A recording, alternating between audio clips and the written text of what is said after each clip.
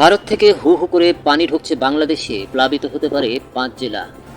টানা 3 দিনের ভারী বৃষ্টি এবং ভারতের উজান থেকে নেমে আসা পাহাড়ি ঢলে তিস্তা নদীর পানি বিপদসীমার 7 সেন্টিমিটার উপর দিয়ে প্রবাহিত হচ্ছে। এতে লালমনিরহাটের নিম্নাঞ্চল প্লাবিত হয়েছে।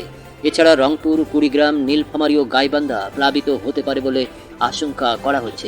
ইতিমধ্যে লালমনিরহাট সদর, পাটগ্রাম, হাতীবান্ধা, কালীগঞ্জ ও আদিতমারী উপজেলার নিম্নাঞ্চল প্লাবিত হয়েছে। এদিকে লালমনিরহাটের চরাঞ্চলের রাস্তাঘাট ও আমন ধানের ক্ষেত পানিবন্দী হয়ে পড়েছে বহু পরিবার।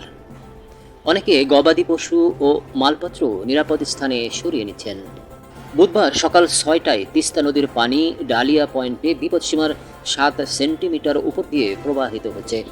পানি যেভাবে হু হু করে বাড়ছে, তাতে যে কোনো সময় বড় ধরনের বন্যার আশঙ্কা করছেন নদীপাড়ের মানুষজন। এদিকে তিস্তার পানির চাপ সামাল দিতে দেশের সবচেয়ে বড় সেচ প্রকল্প তিস্তা ব্যারেজ পয়েন্টে 44টি জল কপাট খুলে দিয়েছে কর্তৃপক্ষ। তিস্তার চরাঞ্চল ও নদী তীরবর্তী বাসিন্দারা জানিয়েছেন, টানা কয়েকদিন ধরে ভারী বৃষ্টিপাত ও ভারতের উজানের পাহাড়ি ঢলের কারণে তিস্তার পানি বাড়তে শুরু করেছে। এতে তিস্তার চরাঞ্চলের নিম্নাঞ্চলের বিভিন্ন ধরনের ফসলের ক্ষয়ক্ষতি হয়েছে। ডুবে গেছে নদী তীরবর্তী নিম্নাঞ্চলে চাষাবাদকৃত ফসলের ক্ষেত। তিস্তায় হঠাৎ পানি বৃদ্ধি পাওয়ায় লালমনিরহাটের পাটগ্রাম, হাতীবান্ধা, কালীগঞ্জ, আদিতমারী ও সদর উপজেলার নদী তীরবর্তী নিম্নাঞ্চলে পানি প্রবেশ করতে শুরু করেছে। এতে আতঙ্কিত হয়ে পড়েছেন এসব এলাকার বাসিন্দারা। Teesta barrage control room in charge Nurul Islam জানান, টানা বৃষ্টি ও ভারত থেকে নেমে আসা উজানের ঢলে বুধবার সকাল 6টায় তিস্তার পানি ব্যারেজ পয়েন্টে বিপদসীমা অতিক্রম করে 7 সেন্টিমিটার উপর দিয়ে প্রবাহিত হচ্ছে। পানির চাপ সামাল দিতে ব্যারেজের 44টি গেট খুলে রাখা হয়েছে।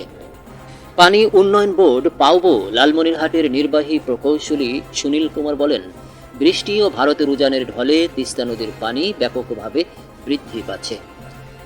তিস্তা ব্যারেজের নির্বাহী প্রকৌশলী অমিতাভ চৌধুরী বলেন, বুধবার সকাল 6টায় পানি বিপদসীমা পেরিয়ে 7 সেন্টিমিটার উপর দিয়ে প্রবাহিত হচ্ছে।